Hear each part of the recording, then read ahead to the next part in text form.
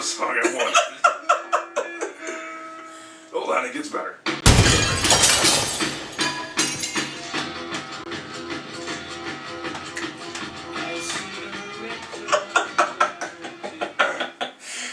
This is your Bolo Punch Boxing Hour and Tim's Moonlight Lounge. Awesome.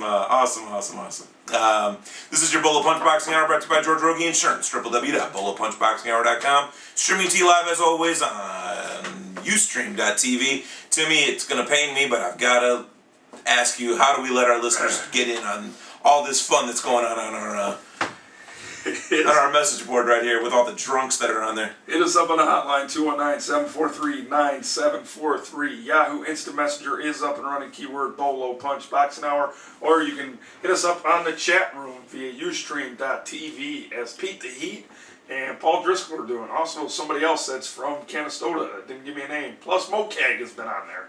Gotta love some Mokag action. You know that guy's crazy. Alright.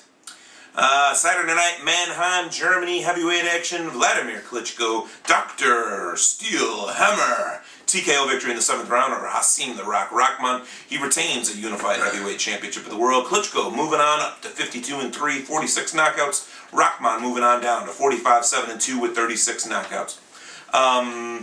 Tim, I'm just saying this to you because you're the only one in the room. I don't really need any I don't need you to hurt your voice anymore, but honestly, all this American heavyweights don't stand a chance and everything, I've been defending it. I've been defending the hell out of it. When it really comes down to it, there aren't many American heavyweights left because even the ones that we do have, they're either James Toney, which don't get me started, or they're reliant on one big punch, which these Europeans, these Ukrainians in particular, and Russians, are able to keep us at bay with that crazy, nasty jab.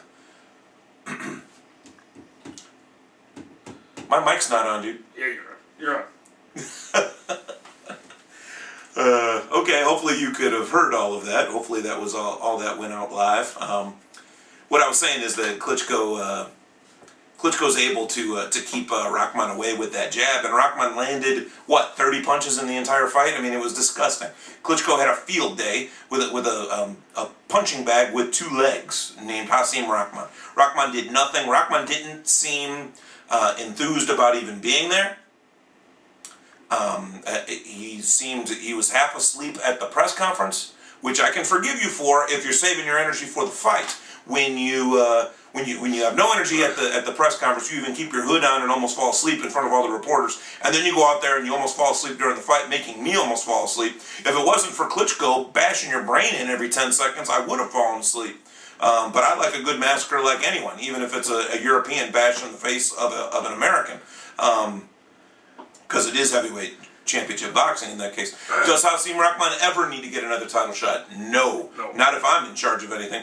Is Klitschko the most dominant heavyweight champion of the world since Lennox Lewis? Abso-freaking-lutely. Why did these two men never fight? That's my big question. Why did Lewis and Klitschko never get the gloves on themselves? Other than that 20-second stint in Ocean's 11, which I was sort of hoping that fight would really break out. And every time I watch that movie, I hope that the fight, that someone actually swings at somebody.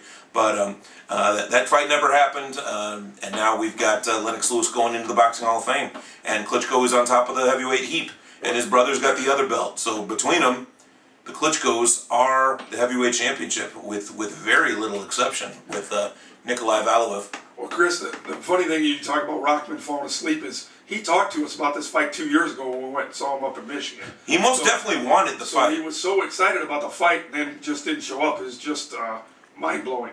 It's sort of sad because, I mean, he spoke about that fight 2 years ago when we met him, sort of dreamy-eyed, stars in his eyes. Yes, I'd like to take this fight of this man that I just gutted like a fish, and I'd like to turn that into a championship shot against Vladimir Klitschko. And in the back of your mind, you're like, yeah, right. How is that going to happen? Well, he is a name. He did level Lennox Lewis with 1 punch. Let's see if Rahman can actually show up to Lennox Lewis's inauguration and induction into the Boxing Hall of Fame. We'll see if that goes. Heavyweight action. Riddick Bowe on the undercard of that fight. This was not televised, but it was on there. And Emil said he actually put it up on BoloPunchBoxingHour.com, so it's on there. Wins an 8th round. I'm going to go with unanimous decision, although I don't know. We'll call it an 8th round decision over Gene Pukal, who was 14 and 12 coming in. He is now 14 and 13, 12 knockouts, up against Riddick Bowe, who still only has 1 loss, and that's against Holyfield. And that was 10 years ago. Riddick Bowe 43 and 1 with 33 knockouts. Really nothing to really talk about other than 271 pounds. I sort of disagree with what Emil said, that because Bowe's so big that 271, he wears it pretty well. What I saw, he looked like a balloon. 271, no one weighs 271 well unless you're 7'3". You got to be Valuev to wear 270 anything well, unless you're Butterbean, in which you're weighing 350. So anyway, moving on down. Saturday night in Atlantic City, New Jersey, junior welterweight action. Kendall Holt wins a 12-round split decision over Demetrius Hopkins. He retains his junior welterweight championship of the world. 117 to 111, 116 to 112 for Holt, both of those for Holt, and 115 to 113 for Hopkins. Hopkins, 1 defeat now, 28-1-1 with 11 knockouts.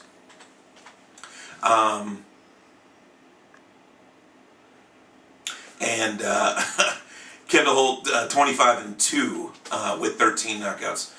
Crazy fight. Wasn't really expecting Demetrius Hopkins to get landed on as easily as Holt was landing on him. I actually had Holt winning by 4 rounds, by 4 points. Hopkins didn't make it as close as I thought it was, as close as I thought it was going to be. One judge actually had it 115-113 for Hopkins. I'm not really sure what fight they were watching, and it was relatively close, but still I had Holt ahead by 4 rounds. He was sticking that jab, and he was able to make moves that Hopkins wasn't able to make. Granted, Hopkins took this fight on very short notice, but that's sort of the gamble you take if you take a fight. If you take a fight on short notice, that's the gamble you take. Do you walk around your entire life like your uncle, Bernard Hopkins does, and he stays at fight weight, every day of his freaking life? Demetrius might not do that. I don't know if he had to shed a bunch of pounds right before. No press really covered all of that, so we'll see how it goes for Demetrius Hopkins. He'll be able to turn this around. I mean, he was definitely in this fight. It's not like he got shut out or anything. It was closer than the 115-113 for Hopkins shows. Actually, like I said, I had Holt winning, but bottom line, Kendall Holt defends his junior welterweight championship of the world, and maybe there's a rematch here. I don't know. What we really want to see is Ricardo Torres. We still want to see that rubber match, so we'll see what there is to see with that. Junior middleweight action, Yuri Foreman wins a 10-round unanimous decision over James Moore. Pretty much a blowout there, winning by 8 or 9 rounds on everyone's scorecard. Foreman still undefeated, 27-0 with 8 knockouts, and Moore moving on down to 16 and 2. Highly talented young man in Yuri Foreman. Congratulations there. Middleweight action, Matt Korobov, TKO in the first round over Jason War. Korobov is 2-0 with both of his wins coming by way of knockout. War is 1-2-2 with not a knockout yet at all. And no, Holt does not suck. What was that? Holt is a quality fighter. I don't know what that was all about. Holt's great. Matt Korobov, TKO victory in the first round over Jason War. Moving on down, Saturday night in Cabazon, California, heavyweight action, James Toney, wins a 12-round squeaker of a split decision over Fresno Kendo. I had a Kendo winning by 1 round, which means it's very close. I mean, it just razor thin. So you're not expecting to hear, giant jumps in the judges' scorecards. One judge had it 115-112, 114-113, both for Toney, and 116-111 for Oquendo. I didn't have Oquendo ahead by 5 like this judge did. But I mean, how is 115-112 for Toney and 116-111 for Oquendo at the same table, Tim? I mean, that freaks me out. Yeah, when that stuff happens. That's the difference of the entire freaking fight. Yeah, that stuff there is like... they were watching the same fight. That's outstanding to me. It's crazy. Yeah. James Toney moving on up to 71, 6-3 with 43 knockouts. All I got to say is, James, Tony, you take this. Take it as a gift. Santa was very, very nice to you. And me and Emil were talking earlier about everyone at the Fresno Kendo table with Ike Quartet and Glenn Johnson. There's a few fighters that are actually rather good fighters. They're not, undisputed champions of the planet, but they are definitely really, really good fighters that just cannot get a break. Actually, I have to go with Galata sitting at that table too, Mo. I know you're listening. Go ahead and drop that. I love it.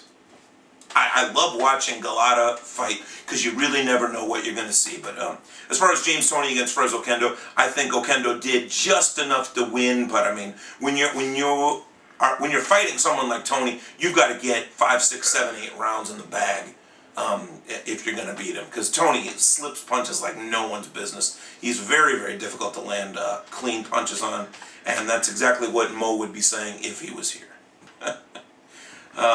So James Toney, congratulations. I'm not terribly sure that you deserved that win, but you got it nonetheless. Super middleweight action, Andre Ward, TKO victory in the 3rd round over Esteban Camo. Andre Ward still undefeated, 17-0 with 12 knockouts. Camo, 23-5 with 19 knockouts. Andre Ward is the 2004 Olympic gold medalist. He's got a win over Derek Finley of Gary, Indiana, actually, Tim. So we definitely know who Andre Ward is, but he is turning these wins. He's just steamrolling guys. He's just steamrolling them. These guys, and these are not slobs. This guy's 23-5. He's got more experience than Andre Ward does. Gotta love it though. Ward is such a slick boxer. Such a slick boxer. So for him to be getting TKOs like this, it's got to be out of frustration that these fighters they're not keeping their hands up, and then they're getting clocked with these power shots. And Ward hits exceptionally hard, but he's known more as a slick boxer. So we love Andre Ward, and we expect great things from him in the future. But I mean, man, he's just lighting up a trail right now. Middleweight action, Sean Estrada, TKO victory in the 1st round over Sean Spade. 2-0. 2 knockouts. All for Sean Estrada. Enough said. There really isn't anything else to talk about right there.